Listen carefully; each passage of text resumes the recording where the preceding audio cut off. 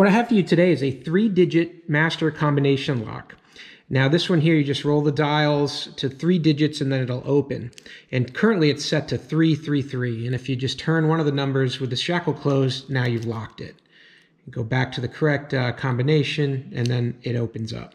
Now to change the code for these, all you do is you push the shackle down into the body of the lock, and then you change it to the new code that you want. So I'm going to try to do that and hide the numbers so that we create a new combination for this lock that I don't know.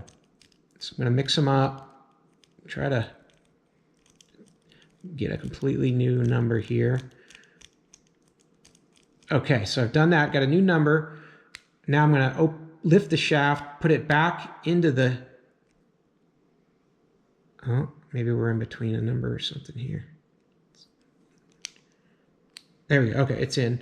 And then now I'm going to, still again, without looking, I'm going to spin the numbers again so that that new combination can be hidden and obscured so we don't know. All right. So same thing as like opening other combination locks. We're going to need to apply some tension to the shackle and feel each dial fall into place. And we're going to start with the one farthest away and then work our way in. Okay.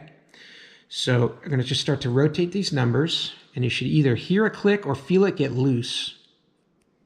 I've got medium to strong pressure on that shackle. Oh, there we go. So I think it's either a 2 or a 3. I'm going to start with a 2. All right, got to go to the next one. We might have to shift that one to a 3, though, at some point. These are all stiff.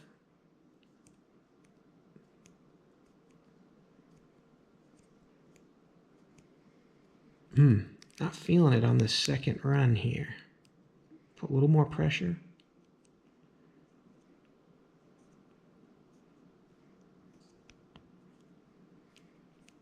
Okay, I'm going to try my first digit at 3, which I thought it might be.